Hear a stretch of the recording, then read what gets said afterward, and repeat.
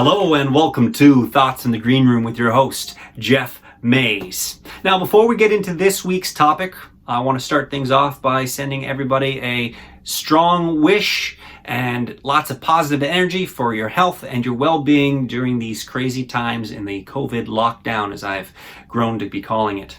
I especially put a shout out to those with mental health challenges, that you are reaching out to all of your appropriate support systems and keeping that line of support going so that you can stay healthy, that you can stay good for yourself as best as can be. And that, of course, applies to everybody else who is out there. Take care of yourselves, folks. Eat well. Get regular sleep. Keep some level of moderated routine or some seriously rigid routine, whatever works for you, so you don't just become a couch potato flipping through the Netflix series until this COVID thing is done. All right? Take care of yourselves out there. And that moves us forward with those well wishes to everybody. Moves us forward to our topic of the week here on Thoughts from the Green Room, which is the definitive moment and how that applies not only to acting, not only to storytelling, but of course to us here in the times of COVID. All right, let's talk about the definitive moment. Now, the definitive moment, I want to start off by saying, is something that occurs in all forms of storytelling. Song, maybe not. Poetry, maybe not. I'm not an expert on either of those two things, but I definitely can say the definitive moment happens on stage, screen, film, television, books, without question. What is the definitive moment? The definitive moment is a moment that acts as a trigger for character. It is the moment when something occurs that allows a change to happen in our character. What is the biggest and most important definitive moment in any storytelling? It is the climax of the story.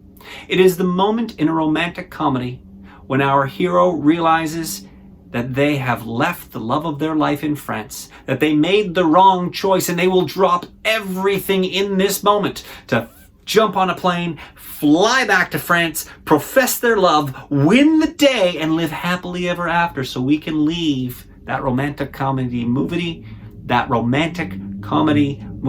with a lightness in our heart. It is the moment when our hero blocks that devastating, powerful punch from the lead bad guy, and he stops him in his tracks. The moment when that hero gains all of their courage, all of their strength, and stands tall and finally defeats the hero, so that we can be led through the rest of that fight into the moment when the hero claims the safety of the planet and receives all the accolades we know that they deserve. Definitive moment, the climax of the film. Now, I obviously am not using the term climax for definitive moments because I see them as two separate things. A climax in a story is one definitive moment. It is the key definitive moment. But I feel that every scene, every time a character gets on stage, there has to be a definitive moment. Why is this important? These little triggers along the way allow the character to grow piece by piece. It allows us as an audience, when we observe our characters on stage, to recognize the changes that they are making, so that when they reach the climax, it's not a surprise. It's something that we can believe. We can see the weak-willed hero of an action movie who is told they will rise to greatness, and in the third scene of the movie, for the first time, he maybe saves a small halfling or some small creature, and we as an audience go, look at that, the first signs of greatness. The hero, not knowing how great they will eventually be, reflects briefly on that and goes, it's okay, I'm getting you there, after saving this little creature, whatever it is. So definitive moments happen in every scene. You walk in, you don't like the person that you're interacting with as a character. They say something to you, you go, oh wow, that's really intelligent. And these two start to become friends. Change in the scene. It's very important that these triggers exist, and that from an actor's perspective, I feel it is vital that you find these moments in every single scene. If they don't exist, then when you reach the climax, the change doesn't make sense to the audience. They can't grow with you. It comes from left field. They're like, how did that happen? It's important to show the changes as you go. Why are definitive moments important right now? I feel that COVID is a global definitive moment. When everybody went into lockdown, at least in Ontario, on March 13th, that was the start of a new scene. What's going to happen to us when we come out of lockdown sometime in the future? What is the change that is going to occur for you during this time frame, this scene, if you will?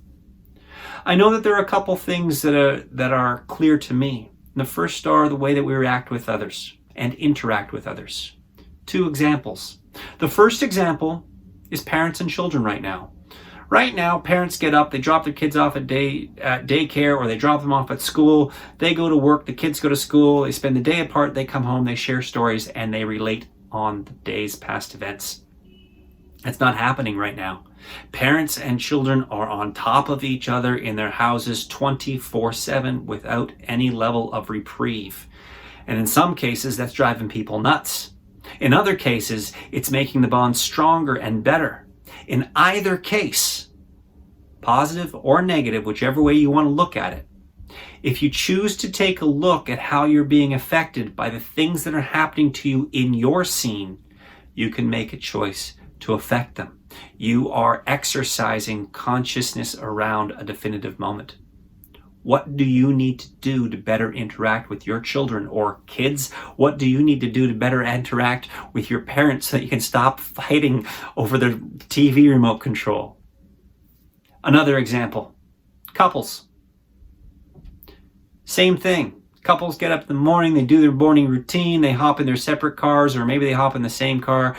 One person gets dropped off at one work, one person goes to the other work, they spend their day apart, they come back together.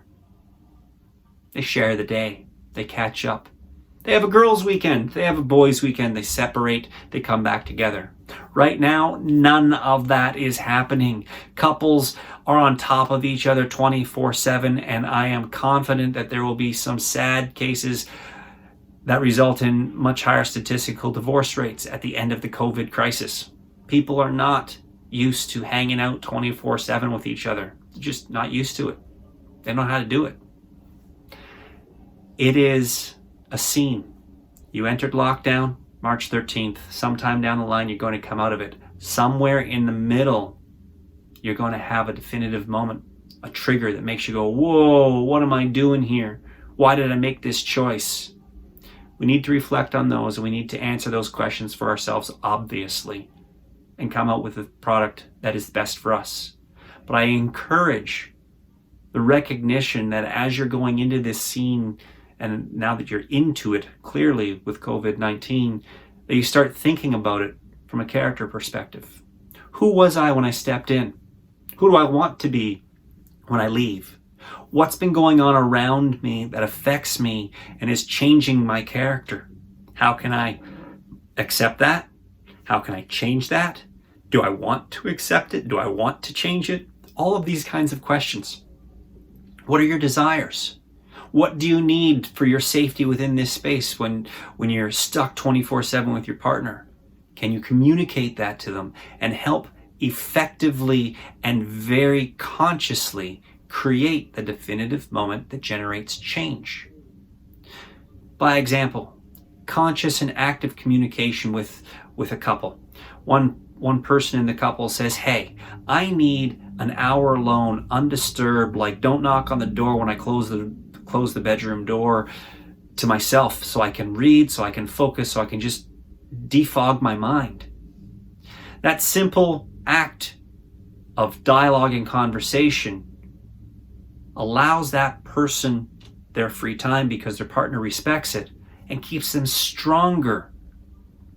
Without that communication, middle of that lockdown where the person's trying to read and defog their brain, their partner steps in and gets all over them, starts talking to them, interacting with them, drives them insane unintentionally. 3 weeks from now, they're like, I hate you! We hope that's not happening out there, but sadly I know that it is. So this is your chance to take a look at things from the actor's perspective and look at this COVID-19 as your big, huge scene and reflect. What do you want? How will you get it? What communication is necessary to generate a clean, definitive moment so that you can come out changed from when you went in at the beginning of COVID-19? With that said, ladies and gentlemen, I brought this all around about how actors and artists need a definitive moment for character growth. And I feel it's important in big moments like this that we recognize definitive moments create human growth. Art imitates life, life imitates art, art imitate. You get my point. Take a moment today, tomorrow, over the course of the week, do some self-reflecting on what you want out of your definitive moment in this time of change. Those are your thoughts in the green room. I am your host, Geoff Mays, and I'll see you in a few weeks.